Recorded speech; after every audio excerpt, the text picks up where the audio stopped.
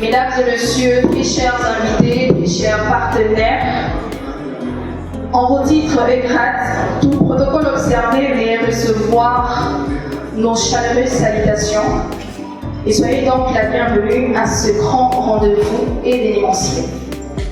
Pour ma brève présentation, je suis Elvira Moulaou, je suis étudiante en communication, coordonnatrice de l'association La Voix de Jeunes Femmes de Bujimaï.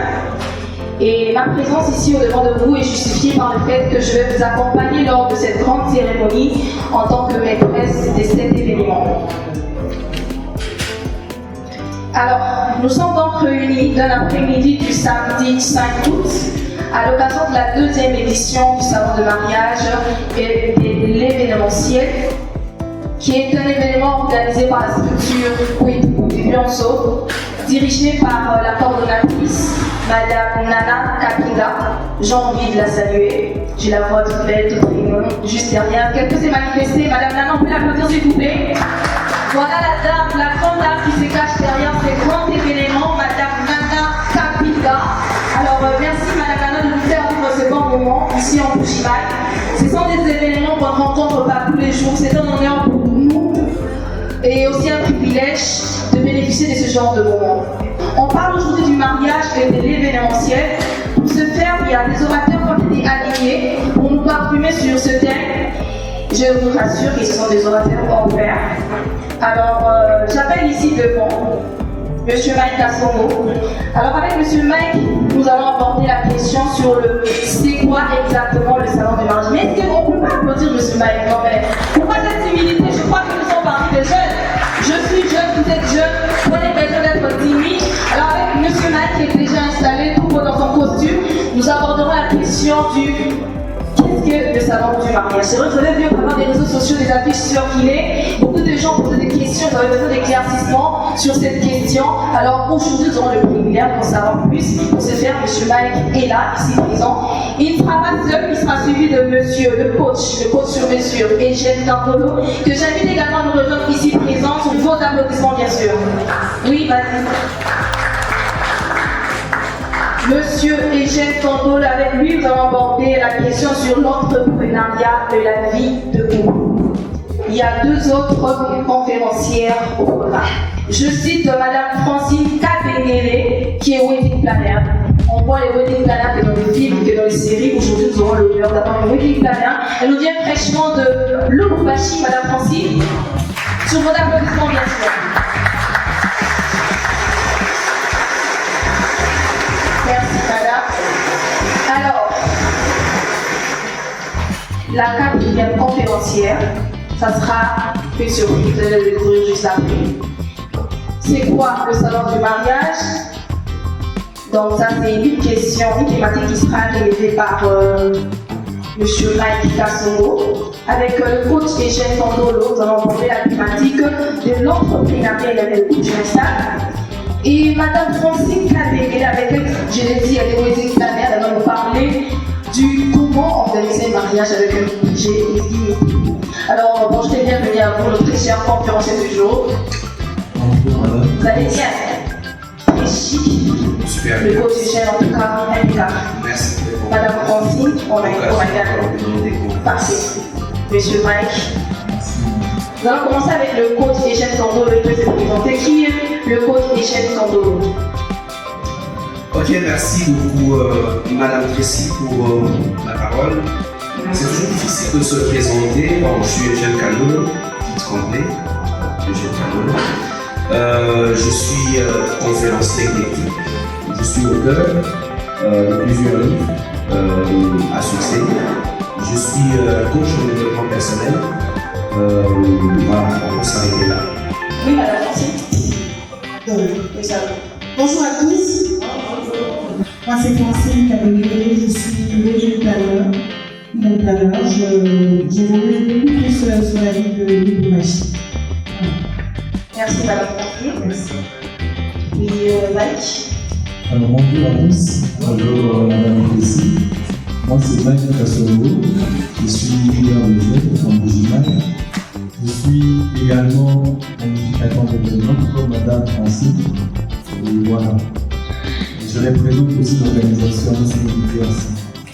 Merci, monsieur Mike. Est-ce qu'on peut les applaudir, s'il vous plaît? Non, mais c'est timide, on peut les applaudir, s'il vous plaît. Merci bien. Alors, parce qu'aujourd'hui, nous parlons du mariage qui est événementiel. Monsieur Mike, est-ce que vous pouvez nous dire c'est quoi le salon du mariage? Merci beaucoup. D'abord, je tiens à remercier l'organisation de ce salon ici. C'est comme on l'a dit, c'est le salon, vous êtes venus, vous avez vu. C'est un tout petit peu dispersé à des chaises, par-ci, par-là, à des tables et tout. C'est un événement qu'on a mis en place pour célébrer le mariage. Alors, on ne célèbre pas le mariage comme on le fait à la fête, comme on le fait à la salle, les banquets et tout. On le célèbre comme événement. D'abord, on célèbre le mariage comme événement. On célèbre le mariage aussi comme une culture d'un peuple. On célèbre le mariage comme une vie.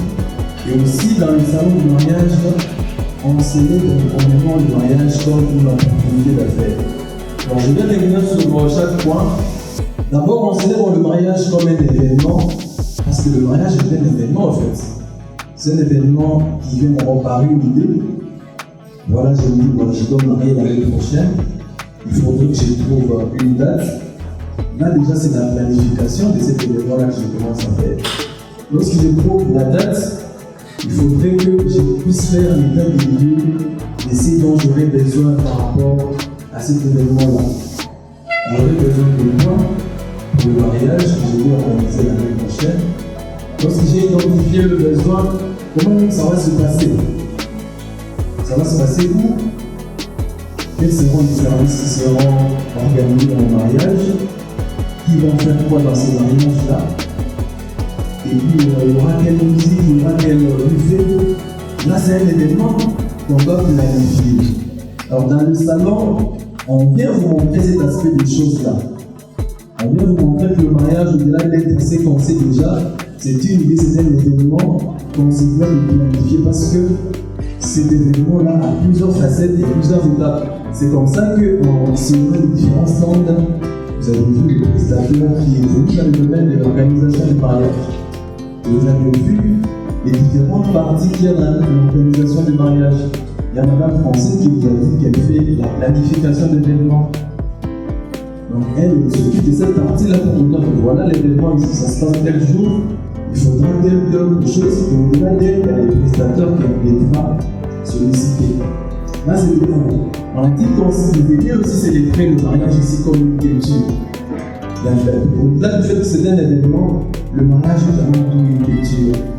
Je parle de culture comme une deuxième valeur qu'on peut développer en fait. Aujourd'hui, le mariage c'est aussi même un signe de responsabilité, un signe de respect pour une personne. Alors, au salon du mariage, nous venons aussi parler de comment est conçu le mariage dans telle ou telle autre culture. On est placé dans le musulman. Comment est-ce qu'on voit le mariage en musulman? Comment ça se passe?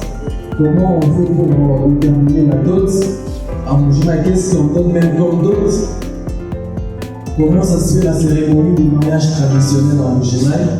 Et surtout par rapport à cet aspect culturel, nous venons aussi insister et rappeler au travers des intervenants qui interviennent sur les thématiques en lien avec le mariage dans son aspect culturel.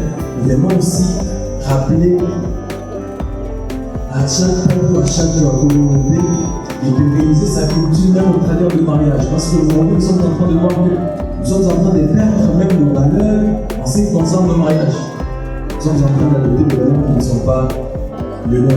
Pourtant, le mariage c'est aussi une opportunité pour nous de préserver notre culture et surtout de vendre cette culture-là. Aujourd'hui, il y a des peuples qui ont vendu leur culture.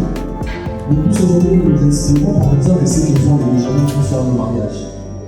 Et par la tenue, et par même la musique et tout ça.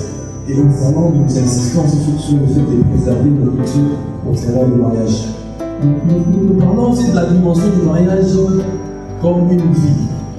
Alors je sais que je ne suis pas habilité à parler de cette dimension-là, étant donné que je n'ai pas assez d'expérience. D'ailleurs, beaucoup m'ont posé la question lorsque je suis en train de faire la promo d'événements, ils me disent comment toi tu es célibataire, je vais vous parler d'événements. Rassurez-vous, les deux à côté de moi sont mariés.